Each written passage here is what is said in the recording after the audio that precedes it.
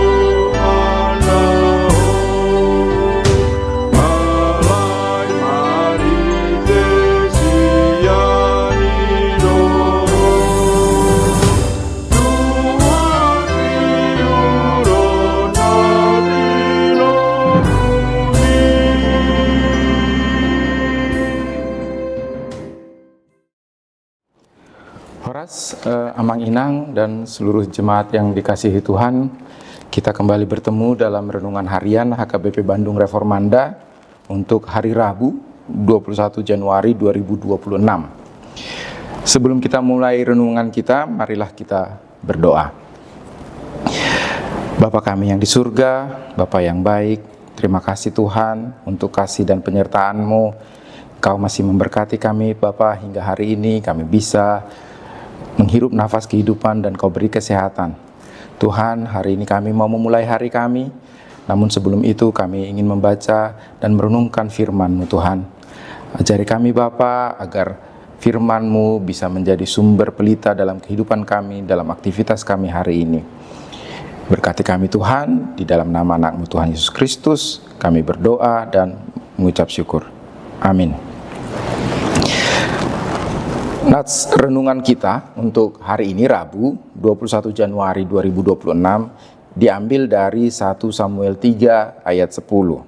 Saya akan membacakannya dalam bahasa Indonesia dan bahasa Batak. Dalam bahasa Batak, begini, songonoma hatana. Dungi ro musema Jahoba tidang disi jala jauh-jauh songon najolo. O Samuel, Samuel. Gabe didoksi Samuel makuling maho ay manangi-nangi do naposom. Dalam bahasa Indonesia, lalu datanglah Tuhan, berdiri di sana dan memanggil seperti yang sudah-sudah. Samuel, Samuel. Dan Samuel menjawab, berbicaralah, sebab hamba-Mu ini mendengar. Topik untuk renungan kita hari ini adalah, dengarlah Tuhan memanggilmu. Nats hari ini adalah bagian dari kisah panggilan Tuhan kepada Samuel untuk pertama kalinya. Samuel saat itu masih sangat muda dan dia adalah anak yang saleh dan telah melayani Tuhan dengan sungguh-sungguh. Tuhan memanggil nama Samuel. Namun awalnya Samuel tidak mengenali suara Tuhan dan mengira Eli, imam besar dan hakim Israel saat itu, yang membesarkan dia, yang memanggilnya, sehingga ia berlari menemui Eli. Namun Eli yang tidak memanggilnya, menyuruhnya untuk kembali tidur. Ini terjadi sampai 3 kali yang membuat Eli menyadari bahwa Tuhanlah yang memanggil Samuel dan memberitahu Samuel cara meresponnya, dan ayat hari ini adalah respon Samuel atas panggilan Tuhan yang berikutnya. Ketika Tuhan datang dan memanggil Samuel, dia menjawab, berbicaralah sebab hamba-Mu ini mendengar. Respon Samuel ini menunjukkan ketaatan dan kerendahan hati Samuel untuk siap mendengarkan panggilan Tuhan dan melakukan apapun yang diperintahkan Tuhan kepadanya. Banyak ahli percaya bahwa pada saat suara Tuhan pada waktu itu adalah sebuah teofani, yaitu Tuhan menyatakan dirinya dalam bentuk nyata dan suara Tuhan itu bukanlah suara batinia. Namun pada nats ini tersirat bahwa Eli sama sekali tidak mendengar suara itu. Kita tahu bahwa Eli gagal mendisiplinkan anak-anaknya yang jahat, yaitu Hofni dan Pinehas, yang memandang rendah korban persembahan untuk Tuhan, yang kemudian kita ketahui menyebabkan penghukuman Allah atas keluarga Eli. yang berpuncak pada kematiannya karena kesedihan ketika anak-anaknya meninggal dan tabut perjanjian direbut oleh orang Filistin. Dan panggilan Tuhan pada Samuel pada Nats ini adalah nubuat akan hukuman Tuhan tersebut pada Eli dan anak-anaknya. Sehingga sebenarnya bukan hal mudah untuk Samuel mendengar itu pada panggilan pertamanya. Sekarang ini terkait panggilan dan suara Tuhan menjadi salah satu pertanyaan yang sering kita lontarkan. Kita sering bertanya, apakah Tuhan masih bersuara seperti pada waktu Samuel? Bagaimana kita mengetahui suara Tuhan di zaman modern saat ini? Ada banyak suara yang kita dengar saat ini. Ada suara kebisingan dari dunia, suara si jahat, isi pikiran kita sendiri yang sering menutupi suara Tuhan untuk kita. Namun kita bisa mengetahui suara Tuhan dengan jelas melalui firman-Nya di Alkitab. Sebab tertulis, iman timbul dari pendengaran dan pendengaran oleh firman Kristus. Roma 10 ayat 17. Dan di 2 Timotius 3 ayat 16 tertulis, segala tulisan yang diilhamkan Allah memang bermanfaat untuk mengajar, untuk menyatakan kesalahan, untuk memperbaiki kelakuan, dan untuk mendidik orang dalam kebenaran. Melalui Alkitab kita bisa mengenal karakter Tuhan dan bisa mengetahui apa yang Tuhan mau dalam hidup kita. Hal lain yang bisa kita pelajari dari renungan hari ini adalah kita bisa belajar memahami bagaimana Tuhan berbicara kepada kita melalui orang yang telah berjalan bersama Tuhan dan memiliki hikmat untuk membantu kita memahami suara Tuhan. Eli, meski telah gagal mendidik anak kandungnya, namun ia masih tahu bagaimana mengenali suara Tuhan, sehingga ia mampu membantu Samuel. Tentu kita harus bijak kepada siapa kita mendengarkan, karena kita juga dikaruniai Roh Kudus untuk memampukan kita memahami firman Allah itu sendiri. Oleh karena itu, penting tetap berpedoman kepada Alkitab, karena Tuhan tidak pernah berkontradiksi dengan apa yang ada di dalam Alkitab. Namun dalam membaca Alkitab, kita bisa tidak sungguh-sungguh mendengarkan atau menaati apa yang Tuhan katakan di situ. Atau kita bisa hanya menjadi pendengar yang selektif. Kita hanya mau mendengarkan apa yang kita mau.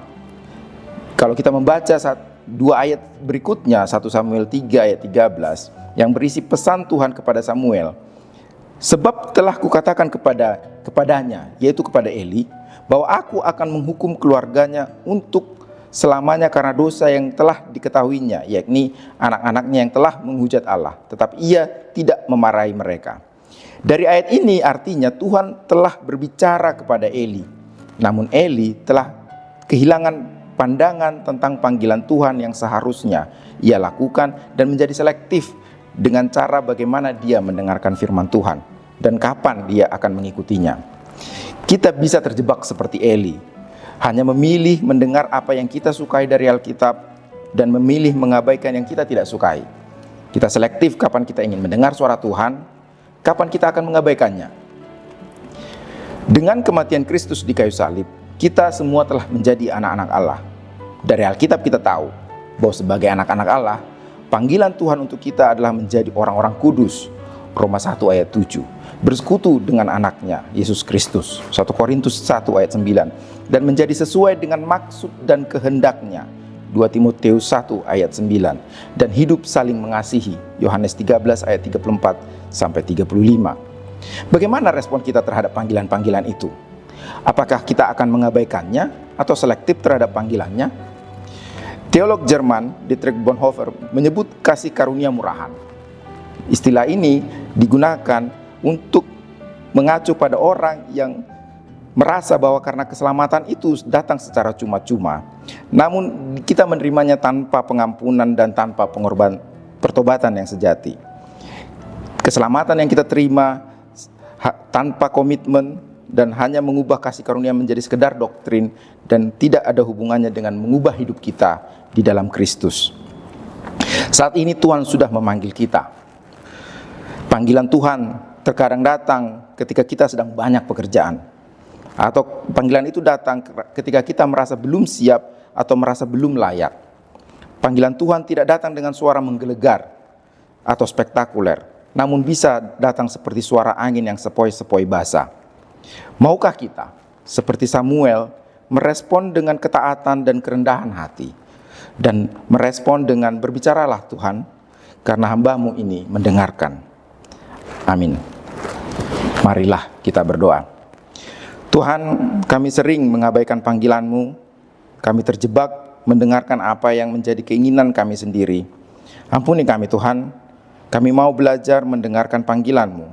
Curahkan Roh Kudus-Mu agar kami makin bisa semakin mendengarkan dan memahami apa yang menjadi tujuan-Mu di dalam hidup kami. Amin.